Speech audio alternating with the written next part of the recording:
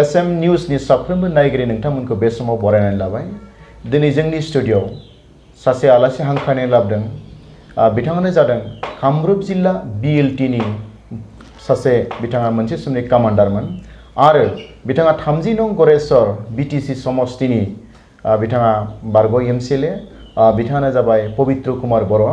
बे समाव बिथांजों माखासे बाथ्रा मिथिनो थाखाय जों बिथांखौ जोंनि स्टुडिय'आव हांख्रायनाय लाबोदों। गिबियावनो नोंथांखौ जोंनि स्टुडिय'आव बरायबाय। आंनिफ्रायबो साबायखर थाबाय SM निउसनिसिम। बे समाव आङो गिबियै मोनसे सोंथिजों जोंनि जे हाबाफारि बेखौ जोङो आवगायनो सानदों। आচ্ছা, नोंथाङा जिहेतु नोंथांनि जे सामाजिक जिबन आरो बेखौ नोंथाङा BLT होननाय मोनसे हाथियार हानजा बेनिफ्रायनो हयथ' जागायदों आरो नोंथाङा BLT थानाय समाव नोंथाङा मा बिबानाव दंमोन? आङो माने जिल्ला कामान्डाराव दंमोन। बे कामरुप जिल्ला? कामरुप जिल्लानि कामान्डारमोन आं। बेनि सिगाङाव माबाफोर बिबान दंमोन नामा? गैया जेबो। ओरैनो दुलाराय बर' फरायसा आफादाव नोंथाङा खामानि मावदों नामा? गोदो ओरैनो हेफाजाबाव दंमोन। बे सोमावसारनाय समाव दंमोन। बेयाव दङमोन। दा बेनि उनाव नोंथाङा जिहेतु मोनसे BLT हाथियार हानजायाव थानानै नोंथाङा गोबां खामानि मावदों। बेवहाय नोंथाङा मा जेंना जेंसिजों मोगा मोगि जानो जादोंमोन बे समाव? जोंनि उद्देश्यआनो जाबाय आलादा रायजो सोरजिनायमोन। उद्देश्यआ सेपारेट स्टेटमोन बै समाव। बे हिसाबै जोंनि हाग्रामा महिलारि सारा माने चेयारमेनमोन। बिथांनि दैदेननायजोंनो जोंबो खरै थांफादोंमोन। बेखिनियानो। आচ্ছা, नोंथाङाथ' गोबां बोसोर BLT थानायनि उनाव जेब्ला एकर्ड जाबाय बेनि उनाव जों BTC मोननो हाबाय। दा BTC मोननो हानायनि उनाव नोंथाङा BPF हानजायाव माबाफोर बिबानफोर दङमोन नामा? BPFआव आंहा ब्लकनि आं प्रेसिडेन्टमोन आरो दायो माने MCLA जोबखांनायनि उनाव आङो जिल्लानि भाइस प्रेसिडेन्ट बिबानाव दंमोन। आচ্ছা, नोंथाङा MCLA जादोंमोन नङा होमबा? आङो 2010 निफ्राय 15 सिमावलागै MCLA हिसाबै 5 बोसोरनि थाखाय नोंथाङा MCLA दङमोन। नंगौ। आरो बेनि सिगाङाव नोंथाङा पार्टियाव दंना गैयामोन BPF हानजायाव? BPF हानजायाव आं गैयामोन बिदि। ओरैनो दंथ'योमोन? ओरैनो निर्दलीय हिसाबै गेलेदोंमोन आङो। बै समाव निर्दलीय नोंथाङा? निर्दलीय हिसाबै। आচ্ছা। बे सिकिनावनो आङो मोनसे बाथ्रा बुंनो लुबैदों। गरेस्वराव माने 15 बोसोर जाबाय खेबथाम बेवहाय बिसायख'थि जादों आरो जायफोरा देरहादों बिथांमोना निर्दलीय हिसाबैनो देरहादों। गिबियाव महेश्वर बसुमतारिया निर्दलीयमोन, बिनि उनाव बिथाङा BPFआव हाबबाय, बिनि उनाव नोंथाङा टिकेट मोनबाय, बिथाङा निर्दलीय जालायबाय, बिनि उनाव आरो माने नोंथाङा खिन्थु माने इलेक्सन गेलेनो मोनाखैबाबो हयथ' नोंथाङा दिनै BPFआव हानजायाव दंबाय थायो आरो दिनैसिमबो हयथ' दङना गैया आं सोंनो लुबैदों। आथिखालाव नोंथाङा BPFआव दङना गैया? आं दा बर्थमान गैलिया। थांनाय 21 तारिखआव बिजनियावहाय जितु UPPLनि माने कनफारेन्स दंमोन, बेवहाय आङो प्रमद बर'नि जितु दैदेननाय दानि गोदान आफादगिरि बिथांनि दलाव आं हाबबाय।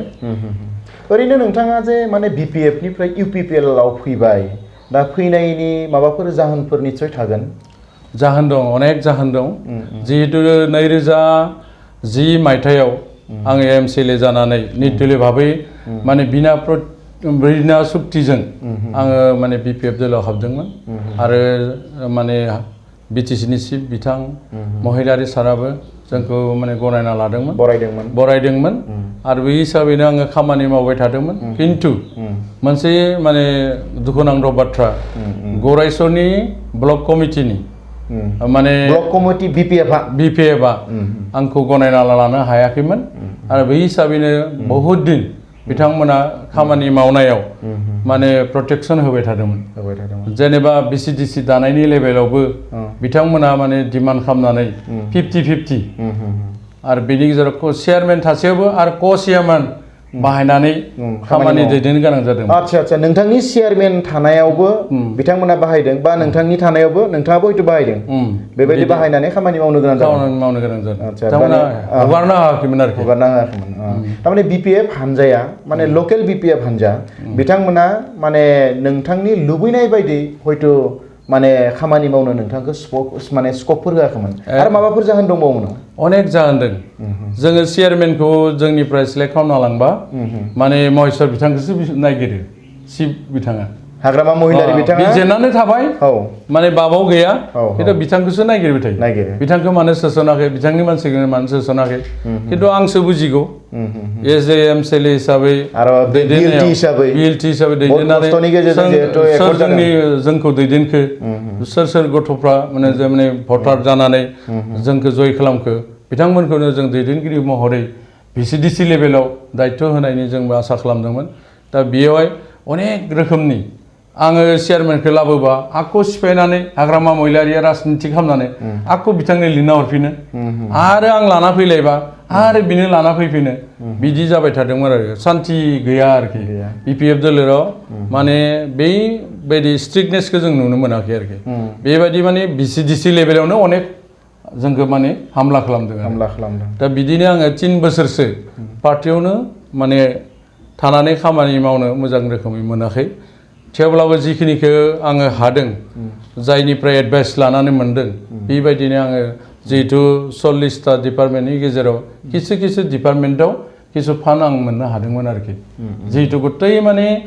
दैदेनगिरिया BLTनि फ्राय भाग आंनि सिनाखिमोन इएमफोरा आरोखि आच्छा बे मानो जाखो जेनेबा जिहेतु हाग्रामा महिलारिनि दैदेननाय BLTआव नोंथाङा कामरुप जिल्ला बायदि मोनसे क्रिटिकेल जायगा जेराव गुबुन गुबुन हारि माहारिनि मानसिफोर दङ आरो बेवहाय BLTनि गोबां मानसि मुख्लं दङ आरो नोंथांनि नेतृत्वआवनो दिनै जेनेबा कामरुप जिल्लाया सोलिदोंमोन आरो नोंथां बायदि मानसिखौ माने हाग्रामा महिलारिया जे गुरुत्व होआखै महेश्वर बसुमतारिखौ जे गुरुत्व होदों बेनि जाहोनफोरखौ नोंथाङा मा होननानै सानो बियो राजनितिक होनना बुंनांगोन जिहेतु कामरुप जिल्लायाव माने 82 जन दा सारेन्डार दङ बिनिनो 31 जना माने शहीद जादों आरोखि 31 जन 27 मार्टियार्स जोंनि माने कामरुप जिल्ला होननाय माने जायगानिफ्राय दा ओरैनोथ' जेनेबा नोंथाङा माने UPPL आव हाबफैबाय दा UPPL आव हाबफैनाय हिसाबै नोंथाङा बिजाथि नागिरदों नामा बेवहाय आं बिदि बिजाथि नागिरनायनि बाथ्राखौ आङो खुनु दिन रायज्लायनो मोनाखै आं मात्र बुंदों मा सुक्तिया मोजां जादों आरो जि सुक्ति मोनसे खालामदों बे सुक्तियाव ओरैबायदि माने सान्थिनि मोनसे सुक्ति होननानै जिहेतु पेपार कागजखौ मोनदों आरो खसा खसि भाबै बुजिना नायनानै मिथिबाय जे माने मोनब्रै माने रन्जन दैमारियानो दैदेननाय जितु NDPमोन बिथांनिनो दला थाङै थाङै मोनब्रै दलाव भाग जादोंमोन माने आलादा आलादा जालांदोंमोन बे मोनब्रै दलखौबो मोनसे खालामनानै माने प्रमद बर' बिथाङा माने सुक्तिसिमावलागै लाबोनो हादों आरो हिसाबै बे सुक्तियाव जि माने जोंनि माने डिपार्टमेन्ट BTC आव जिखिनि डिपार्टमेन्ट दंमोन 40टा दा BTR सुक्तियाव जोङो 48टा डिपार्टमेन्ट मोननो हानायखौ नुनो मोनदों जेराव स्टेट लेभेलाव 55टा डिपार्टमेन्टनि बिथोराव मात्र 7टाल'सो थाबोदों आरो सेपारेट स्टेट जानोबा माने 55टा जानांगौमोन जेनेबा बे रोखोमै ओरैनोथ' जों नुनायाव माने बा गोबां सावरायनायाव बेखौनो बुंदों जे BTR गोरोबथाया माने जोबोद मोजां जादों नाथाय बेखौ जुदि इमप्लिमेन्ट खालामनो हायोबा बर'फोरनि थाखाय बा बेयाव थानाय बिभिन्न जाति जनगोष्ठीफोरनि थाखाय बेयो मोजां जागोन होननानै दा बे मोनसे बाथ्रा दा बेवहाय नोंथाङा UPPL हान्जाखौ नोंथाङा माने नैबे बिसायख'थियाव माने सरकार दागोन होननानै नोंथाङा सानो नामा बियो 100आव 110 माने सरकार दागोन प्रमद बर'नि नेतृत्व माने दा बादियाव 18टा सिटआव माने आगबारिना दङ होननानै आफादगिरिया बुंदों आरो जोंबो पेपार कागजखौ जितु नुनो मोनदों दिनैबो जों गरेस्वर समष्टियाव बिभिन्न दलनिफ्राय माने 4000निबो बांसिन माने BPF दलाव UPP दलाव हाबफैदों दा बेनिखायनो जों नुनो मोनदों UPPL दलसिम माने मानसिफ्रा माने आग्रह जादों हाबनायनि थाखाय मानि खारनै जिहेतु मोनसे आर्म स्ट्रागल होननाय जे जोंनि बर' समाजनि गेजेराव गैलिया गासैबो माने हाग्रायाव थानाय जायखौ जोङो माने दावहारु होननानै बुंदोंमोन बिथांमोनखौ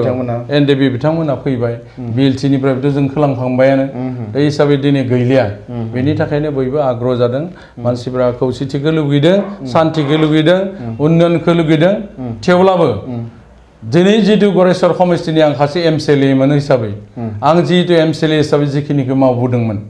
माने टाउननिफ्राय हमनानै ब्लक अफिसनिफ्राय हमनानै बिउ अफिसनिफ्राय हमनानै एग्रिकालचार ग्राम सेबक अफिसनिफ्राय हमनानै सार्कोल अफिसनिफ्राय हमनानै माने सयल कनजारभेसन अफिसनिफ्राय हमनानै जिखिनि अफिसा जोंनियाव दोङो बेखिनिखौ जों नायफांनो हादोंमोन बांसिनै जोङो देरहासार जानो हादों जों टाउनखौ लाबोनानै जुदि मोनसे माने ब्लक लेभेला थाबाय आरो मोनसे टाउन कमिटिबो जों मोननो हादोंमोन गरेस्वर बे नोंथांनि दिनाव जादों आंनि दिनाव 14 सनाव 4 मार्चआव जोङो टेम्परारि अर्डार मोनदोंमोन आरो बेनिफ्राय 14 सननिनो 26 जुनाव पार्मानेन्ट अर्डारखौ नोंथाङा अब्ला एमसिएलए मोन आङो एमसिएलए मोन बिनि बांसिन अबदानानो जाहैबाय टाउनखौ लाबोनो जोंनि मोनसे समनि माने स्पिकार पानिब्राम ब्रह्म सारा माने मदद होदोंमोन जोबोद बेनि थाखायनो आंबो बिथांनि लोगोसेनो थांफानानै बे जिनिसखौ साक्सेस खालामनो हादों आरो आচ্ছা दानि जे माने जोंनि माने बिटिसिनि इएम बा जोंनि समष्टिनि इएम महेश्वर बसुमतारिया दा बिथाङा जेखिनि खामानि मावदों दा बे खामानि मावनायखौ नोंथाङा माने बेसेबां जौगादों बा बेसेबां मोजां जादों होनना बुंनो सानो दिनैनि तारिखआवथ' बिथाङा जेबो मावनायखौ जों नुनो मोनाखै दा बिथांनि जिथु माने दिनैसिम मोनसे दलं गंसे दलं आरोखि माने फुथिमारिनि सायाव दलं घाट होननाय बे जायगायाव गंसे दलं गायसनदोंमोन दिनै 15 बोसोर जाबाय बे दलङानो दिनैसिम ओंखाराखै एखे माने पर्यायनि इएम गणेश कछारी बिथाङा 500निबो अधिक बेबायदि दलंखौ गायसननो हादों किन्तु दिनैनि तारिखआव महेश्वर बसुमतारिया गंसे दलंखौनो बानायनो हायाखै दा हिसाबै बिथांखौ जों नेतृत्व होनायनि माने बाथ्रा गैया आरो बिथाङा देग्लाय हारिनाया खाथां 110 मानो होननानै बुङोबा बिथाङा गावनिल' सम्पति बारायनायनि सिन्था खालामदों मौ बागान बायदोंनो राङापारायाव मौ बिल्डिं बायदोंदों दारकुसियाव मौ माने हा बायदोंनो उमुखनि टाउनाव दा बेफोरबायदिखौसो खोनाबाय थादों किन्तु ओरैबायदिसो खोनानांगौमोन उमुक डिपार्टमेन्टआव लायनो उमुक बानायदों तुमुकआव लायनो तुमुक बानायदों बेबायदि जिनिसखौ जों खोनानो मोनाखै जेरैबायदि जोङो माने बिएड कलेजनि थाखाय आंनि दिनाव आङो सिउनि होननाय जायगायाव माने 6 बिघा 3 खथा 15 लेसा हा एलटमेन्ट खालामदोंमोन किन्तु बिथाङा आं दांनायनि थाखाय बेयाव जेबो स्किम सोआखै दिनैसिम जेबो दांनोनो थाङाखै जोङो धुलाबारि भिलेजनि गामियाव आरोखि बेयावबो आईटी सेन्टारनि थाखाय 10 बिघा हा एलटमेन्ट खालामदोंमोन बिखौ माने एलटमेन्ट खालामना दोननाय आईटी सेन्टारनि थाखायबो बिथाङा दिनैसिम माथा मारियाखै आरो जेराव केबिके कृषि बिगियान केन्द्र होननाय माने धेपारगाव होननाय जायगायाव जों मोननो हादोंमोन आरो सेंसनानो जाबायमोन मात्र डिपार्टमेन्टेलि हाखौ नागिरदोंमोन बिथांमोना 8 जन माने साइन्टिस्टआ फैनानै खामानि मावबाय थादोंमोन उनावहाय हाखौ समजायना होयैनि थाखाय डाइरेक्टरा रिप्लाइ हरनो हादिया बिबाय थाबाय अफिसियेलि बिनि उनाव इएम हिसाबै महेश्वर बिथाङा माने हाखौ समजायना होनांगौमोन नेतृत्व लानानै जिहेतु इयो स्टेन्डिं इएम दा बिथाङा गुरुत्व होयैनि थाखाय दायो सिगनिबारसिम थांबाय दा बेफोरबायदि माखासे दिनै माने मेडिकेल गंब्रै दोङो गंसे पिएच माने मिनि पिएचसि खनमहुरियाव बाकी सब माने कलेज गेटनि खाथि 30 बेडेड गादलापारानि मेडिकेल काउरुबाहानि मेडिकेल दा बे गंब्रै मेडिकेलखौ आपग्रेसन खालामनांगौ बा डक्टर गैया नार्स गैया माने कुनु फेसिलिटिखौ बिथाङा माने सिन्था खालामाखै आरो रायजोआ बिराद खस्थ' मोनदों गासै माने स्टेन्डिं इएम दों आरो मन्त्रि पर्यायनि पावार बिथाङा पावार बाहायनायखौ जों नुनो मोनाखै लामा सामानि खेत्रआवबो बिथाङा कुनु दोंसे लामा मोजाङै बानायदिया जालुकबारिथिं हरै माने गरेस्वरनिफ्राय जालुकबारिसिम थांनाय केरपाबिटा एरिया बेयाव माने फ्लाइटजों फैलायदोंमोन हाग्रामा सारा लामा उद्घाटन खालामनो किन्तु 3 माहबो थांदिया बे लामाया दिनै माने ब्लेक टपिं खालामदों जेबो जाफुंदिया दा हिसाबै बेबायदि करपसन खालामनाय माखासे दिगा बिथांमोननियाव दङ आच्छा माने दा बेवहाय जोङो नुदों माने गरेस्वर समष्टिया जेरैबायदि डेभेलप जानांगौ माने बेबायदि डेभेलप जायाखै होननानै आरो भबिष्यत नोंथाङा जुदि बेबायदि आरो स्कोप मोनफिनोबा बा एमएलए बा इलेक्सन बा बेबायदि गेलेनो मोनफिनोब्ला फार्स्ट नोंथांनि खामानिया मा जागोन बेवहाय आं लामानि सायाव बांसिन इन्टारेस्ट होगोन आरो जोङो कमिउनिकेसननि फारसे आरो साब डिभिजन जिहेतु जोंनो नांगौ होननानै डिमान्ड कमिटि दंमोन बिनि सायाव इन्टारेस्ट होगोन जिखिनि आं बुंदों मेडिकेलनिफ्राय आदि करि बेफोरनि फारसे बांसिन नोजोराव लाखिगोन आरो जिहेतु माने मोनसे मोजां अनुस्थान शिक्षा अनुस्थान जोंनो नांगौ बे हिसाबैबो आङो माने खामानि मावनो थाखाय माने समाव जुदि भाग्य जुदि फैयोबा साननायफ्रा जायोबा माने राजनिति खालामनो हिसाबैथ' पजिशनाव फैनो थाखाय साननाय थाखाय बयनिसिम दा बे हिसाबै जेयानो जाया मानो जोङो गरेस्वर समष्टिखौ जायखिजाया लामाजों उद्धार खालामनो थाखाय जोङो आह्वान जनायदों जिहेतु दिनैनि थारिखआव माने खुनु मोनसे डिपार्टमेन्टनि मोजां खामानि मावनायखौ आं नुनो मोनाखै आरोखि BCDC पर्यायानो जा माने माबा अन्य डिपार्टमेन्टआनो जा खुनु माने खामानिनि बिथिंखौ बिथाङा नोजोर होआखै आरोखि दा आंखौ बुंदों बिथाङा मोनसे बाथ्रा आं गोसोखांदो दासो दाखालि प्रेस मिटआव बुंदों माने दुरबल केन्डिडेट जायगानि PPL-निफ्राय केन्डिडेट मोनोबा बिनो मोननांगौ बे रोखोम बुंदोंमोन दा बेयाव आं बाथ्रा गैया आচ্ছা नोंथाङा थांनायाव बेसेबां भट जेनदोंमोन आङो माने आं मोनदोंमोन माने 12,340 ता बिथाङा मोनदों माने 14,325 ता डिफारेन्स 19,000 नि खाथि बेबायदि माने बिसिनि पर्यायाव जेननाय आरो देरहानाय जादों आरो ओरैनो आচ্ছা आङो BLT आव थानाय समनि खोथायाव फैफिनसै आङो आচ্ছা नोंथाङा BLT आव जिहेतु कामान्डारमोन कामरुप जिल्लानि आरो बै समाव नोंथाङा एकदम गोसोखांथावना बा गोसोखांजाथाव आरो दिनैबो जायफोर बाथ्राखौ माने नोंथाङा गोसोखांबाय थानो गोनां जायो दुखु दाहानि बाथ्रा दा बेयाव बेफोरबायदि माबाफोर जाथाय नोंथाङा माने बुंनो हानाय दङ नामा दा बेनि खेथ्रआव आदा माने माबाया देबराम बसुमतारी बै देबराम बसुमतारी बिथाङा जेला एक्सिडेन्ट जादोंमोन पुलिसा बिथांमोनखौ गारजादा आरो देबदाखौ माने जेथिया फुं समाव एकदम फुंबिलि सम बे जोंनि रङिया साइडनि धुलाबारि बे धुलाबारि सकआव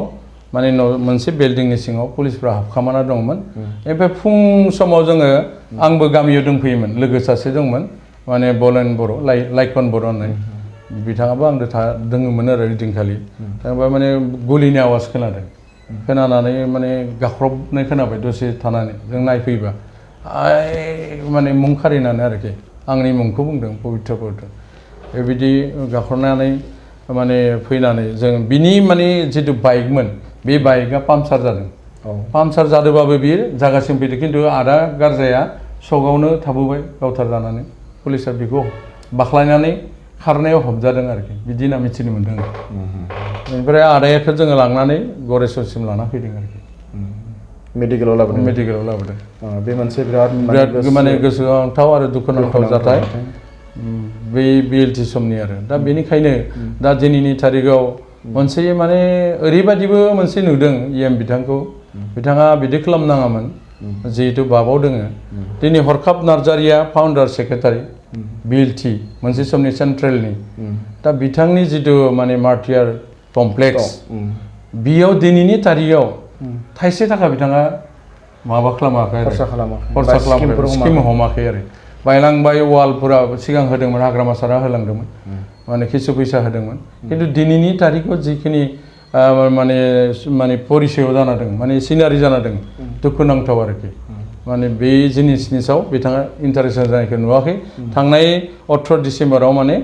माने बेनि माने थैनाय सान फालिनाय माबा दंमोन बेखौ फालियाखिसै आरो आচ্ছা बे जे नोंथाङा जे नोंथांल'थ' नङा दा जेनेबा डिप्राइभ जानाया नोंथांनि सिङावबा गोबां BLT दंबावो कामरुप जिल्लायाव दा बिथांमोना महेश्वर बसुमतारी थाफादोंना थाफायाखै बा थाफादोंबा माबोरै सुबिदा मोनदों आरो थाफायाखैबा माबोरै जाना दङ बिथांमोना BLT नोंथांनि लोगोफोरा आरो दा लोगोफोरनि सायाव सासे सानैया हयथ' बिथांजों लोगोआव जाफानायखौ जों नुनो मोन्दों आरो सासे सानै जिखिनि दंबावोमोन बिथांमोनाथ' न'आवनो जिरायना दं माने दुखुजोंनो आरो जेबो माने खस्थाबान गैया दा माने सोरबाया हाजिरा मावदों सोरबा मिस्ट्रि मावदों बे रोखोमै सोलिनो गोनां जादों आरोखि आंनि दिनावबो आङो थोजासे जिहेतु खुनु फान्ड गैयामोन बुंनो थाङोबा माने एमसिएल लेखासेया मात्र 10 लाख थाखामोन फार्स्ट टाइम माने मोनसे सेसनाव 10 लाख माने 5टा बोसोरजोंसो 50 लाख आरोखि दा अन्य माने EMGM आव अननानै हरोब्लासो माने स्किमफोरा फैयोमोन आरो दा बेनिखायनो बारा जों जेरै साननाय EMGM आबो जिहेतु जायगाखौसो बांसिन नायग्रोयो गावनि समस्थिखौ बांसिन नायग्रोयो बेनि थाखाय असुबिदा जायो ओरैनोथ' मिन्थिनायाव जोंनि गरेस्वराव दा आं मिन्थिनायाव गोबां बिएलटि एक्स बिएलटिनि माने वार्कार्सफोर बिथांमोना माने खामानि सामानि मोना हाजिरा मावना थानो गोनां जायो आरो माने नांगौ स्किमफोरखौ मोना गोबां मोगा मोगि जानो गोनां जायो बेमार आजार जाबाथाय मुलि बायनो बिथांमोना फैसा मोना बिदि जोंबो लोगो मोनो एखमबा जोंनियावबो लोगो मोननानै थाखा फैसा बिनाय बेबायदि अनेक माने माबा दङ आरो माने लोगो मोनो जोङो दा आं सानो नोंथाङा माने बेफोरबायदि मानसिखौ लोगो मोनोबा मा फिलिं जायो ओरैनो दुखु नाङो आरोखि माने होनो गोसो दोङो माबा मदद खालामनो गोसो दों खिन्थु खेमथा गैया बे टाइपनि जोंनियाव मोनसे साननाय फैयो दाख्लै आं रायज्लायदोंमोन ओरैनो सानैसो गथ'फोरजों खेबसे मोजां खेबसे जोङो मोजाङै सानलायनानै खेबसे नाजाबावनि बोरै बोरै जायो बेबादि जों सावरायनाय जादों आरोखि दा जियानो जाया मानो आंनि मोनसे खावलायनाय बिथाङा माने महेस्वर बसुमतारी दानि आं बुंनो नागिरदोंमोन महेस्वर बसुमतारीआ बुंदों आं लायनो माबा घोषणा खालामनानै थाखा फैसा होनो हायैनि थाखाय बियो भट मोननाय नङा होननानै हा जायखिजाया दिनैनि थारिखआव जिहेतु बिनि जिखिनि बिथाङाबोथ' खासे इएममोन दलंगारनि दलङानो दिनै जायाखै 15 बोसोराव बिथाङा मा कमेन्ट होनो नै बिथांनि जितु ब्लक कमिटिनि बियो निजेनो सभापति माने लख्रा बरनगरनि 14 सनाव अधिवेशनाव मोनसे बिथांमोना अधिवेशननि माने माबायाव माने मुकुलि मन्च मुकुलि सभायाव घोषणा खालामदोंमोन फ्लाइअभारखौ खालामनो हायाबा जों इलेक्शन गेलेया होननानै गरेस्वर रेलि फ्लाइअभार क्रसिंआव बेयाव फ्लाइअभार जायाब्ला इलेक्शन गेलेया होनना बुङो बिपिएफ दिल्लीनिफ्राय बुंदोंमोन आं नामखौ बुंलिया बै माने बेबायदि घोषणा बुंदोंमोन आरो दिनैसिमथ' फ्लाइअभार गैया खिन्थु बिटिआर सुक्तियाव दिनै सिदायै लिरनाय दङ रोखा रोखायै बेखौ गोजोननाय मोन्दों आरोखि ओरैनोथ' आं मिन्थिनायाव बिथाङा फ्लाइअभारखौ बानायगोन होननानै गाव दा प्रसार खालामबाय थादों माने लिभलेट बायदि बेबायदि होनाय आं नुदों आङो बिथाङाथ' राजनिति खालामनो नागिरखागोन थारमाने टाउननि खेथ्रआवबो बिथाङा गाव लाबोदों होनना बुंनो नागिरो जिहेतु आङो लास्ट ममेन्टाव लागै माबा खालामनो हादिया बेनिखाय बुङो आरोखि नोंथांनि टार्मसा जोबनायनि उनाव बे आरो नोंथाङा मिन्थिनायाव बिपिएफ दोलोआ गरेस्वर समष्टियाव बेबायदि माबाफोर आरोबाव माने घोषणा खालामना मावै खामानि माबाफोर दङ नामा बिदि माने इलेक्शन पारपसनि समायाव जितु माने 1500नि जितु माने इलेक्शन बे इलेक्शननि माने आग मुहूर्त आरोखि सिगाङाव आरोखि माने हाग्रामा महिला सारा फैदोंमोन माने इलेक्शननि माने प्रसारनि थाखाय फैनाय समाव बिथाङा बुंदोंमोन आरोखि जोङो माने मोनसे सेसनाव 200 करि माने आयनाव बिना आइदि माने गैयाब्लासिनो होगोन होनना बुंदोंमोन आरो खिन्थु दिनैसिम जाफुंनाय नुवाखै आरो माने जायखिजाया माने हानजानि आरोखि माने एक्सट्रिमिस्ट लाइननि जायखिजाया सारेन्डार ग्रुपनो 1 लाख होगोन होननानै बुंदोंमोन बिथाङा खिन्थु जोङो होनायखौ नुवाखै आरो डकुमेन्ट्सबो बिथाङा नागिरदोंमोन दिनैसिम माने जाफुंनायखौ जों नुनो मोनाखै आरोखि आरो जिखिनि शहीद परियालनो माने 5 लाख होनायनि बाथ्रामोन सानैसोनो होनानै दिनैसिम माखासेया मोनाखै आरो जायनि थाखाय भेरगावआव माने धरना होलायलायदों शहीद परियाला बा मुख्लं नखरफ्रा धरना होनो गोनां जालायलायदों बे मोनसे परिबेसा जोबोद दुखु गोनां जादों खिन्थु मुख्लंफोरनि थाखायनो जों दिनै बिटिसि मोनदों मुख्लंफोरनि थाखायनो जों दिनै बिटिआर मोनदों दा बै मुख्लंफोरखौ जुदि बेबायदि डिप्राइभ खालामबा अपमान खालामोब्ला खिन्थु माने जोङो साधारन मानसिफ्रा माने एसे साननो गोनां जायो आरो बिथांमोना माबायदि सरकार सालायदों होननानै आरो ओरैनो नोंथाङा नैबे समाव जोंनोथ' गोबां सम होबाय इयुनाव जों आरो रायज्लायबावगोन ओरैनो नोंथाङा आथिखालाव इउपिपिएल हानजायाव हाबनायनि उनाव नोंथाङा खामानिफोर मावबाय थादोंमा बे इउपिपिएल हानजानि जानानै बे माने इउपिपिएल हानजानि थाखाय जिहेतु दायो राजनितिनि बोथोर इलेक्शननि समय दा बेनिखायनो इउपिपिएल दोलाव जिहेतु आङो माने हाबबाय दा गोदानै जिहेतु आङो मोनसे स्प्रिटखौ लानानै खामानि मावदों आं जिहेतु मोनसे दलनिफ्राय फैनानै मोनसे दलाव हाबदों आंनि एक्टिभिटिखौ आं देखायथारनांगोन आरो आंनि बे एक्टिभिटिखौ देखायनानै खामानि मावनायनि मेन उद्देश्यानो जाबाय आं मिथिनायावथ' नोंथांनि सापर्टार गोबां दङ दा बेखौ आङो आंनिफ्रायथ' आं मिथिला आं दा जायखिजाया न'खराव थाङोब्ला मानसिफोरा गोजोननाय मोनो माने मोजां बेबहार होनायखौ नुनो मोनदों गोजोननाय आरो गोजोननाय मोनदों दा आरो माने जिखिनिखौ जों दायो नुबाय थादों माने इउपिपि दला बर्तमान खसाखसि भाबै जिखिनिखौ गिदिंना मोनदों मोनसे खहारि मोनबोदों रायजो गुबुन हारिनि मानसिफ्रा मा बुङो इउपिपिएलखौ जथेस्थ रोखोमनि विभिन्न दल माने संगठननिफ्राय आरो विभिन्न जनजातिनिफ्राय माने इउपिपि दलनि मोनसे खहारि होनायखौ जों नुनो मोनदों आरो जों फैबाय थादों प्रत्येक दिनावनो माने जों आफादगिरिनि न'आव थांब्लाबो प्रति दलनिफ्राय जोङो माने आफादगिरि माने प्रमद बर'नि न' प्रमद बर' बिथांनि न'आव थांनायाव जोङो माने अन्य जनगोष्ठीफोरनिफ्राय माने लोगो हमफैनायखौ नुनो मोनदों विभिन्न माने साख्रि बाख्रि मावनानै खस्थ' जानाय टेट होनानै साख्रि मोननाय हानजाफ्राबो हाबनानै बिसोरजों रायलायनायखौ जों नुनो मोनदों दा हिसाबै माने खहारि मोनमारदों रायजोनिफ्राय इउपिपि दला देग्लायनि जिथु बिटिसिनि इलेक्शन माने बिटिआरनि जिथु इलेक्शन बेयाव माने इउपिपि दला साक्सेस जानाया खाथां आरोखि 110 माने देरहाथारगोन आरोखि आच्छा बे समाव नोंथाङा माबाफोर बुंनांगौ दंना लास्ट माने जोंहा जिहेतु समा जोब्बाय माबाफोर बुंनांगौ दङबा माने रायजो राजानि थाखाय बा समष्टि बाखिनि थाखाय बेखौ नोंथाङा बुंनानै होयोबा गोजोन आंनि मोनसे खावलायनाय रायजो राजा बिथांमोननिसिम जोंनि 30 नं गरेस्वर समष्टिखौ जों बिपिएफ दोलोनि आखाइनिफ्राय बोखारनानै जोङो माने इउपिपि दलनो माने गथायनांगौ मानो होनोब्ला जों सरकारखौ बिथांमोना सालायनाया माने 15 बोसोर जाबाय 15 बोसोर जाबाय हिसाबै बिथांमोननि सायाव जोङो उइक पइन्ट नुदों माने रायजोफ्रा बिथांमोनखौ खहारि होआखै बेनिखायनो माने बेले बेजे सानालासिनो रायजोफ्रा माने इउपिपि दलखौनो सापर्ट खालामनानै भट होनो थाखाय आङो माने सासे इउपिपि दलनि सिडब्लिउसिनि सोद्रोमा जानानै रायजोफोरखौ आं खावलायदों माने नोंथांमोना बयबो जोंनि इउपिपि दलनि इउपिपिएल दलनि सावगारियाव जि सावगारि जायो बेयावनो भट होनो थाखाय आं गुरै खावलायनाय जाबाय गोजोन्थों बे समाव जोंजों बारग' एमसिएलए पबित्र कुमार बर'आ माने गावनि माने बिएलटिआव थानाय समनि माखासे बाथ्रा आरो बिपिएफआव थानाय माने समनि माखासे बाथ्रा आरो गरेस्वर समष्टिनि माखासे बाथ्रा आरो फैबाय थानाय समनि माखासे बाथ्राखौ बिथाङा जोंनो गुवारै फोरमायनानै होबाय आरो नोंथाङा गावनि गोनां समखौ जोंनो होनायनि थाखाय नोंथांनो जोङो जोबथारनायाव खेबसे फिन साबायखर जासिबाय आरो साबायखर जासिनानै जोङो जोंनि हाबाफारिखौ जोङो बेखिनियावनो फोजोबबाय गोजोन्थों आंनिफ्रायबो एसएम निउसनिसिम साबायखर थाबाय गोजोननाय थाबाय खुलुमनाय थाबाय गोजोन्थों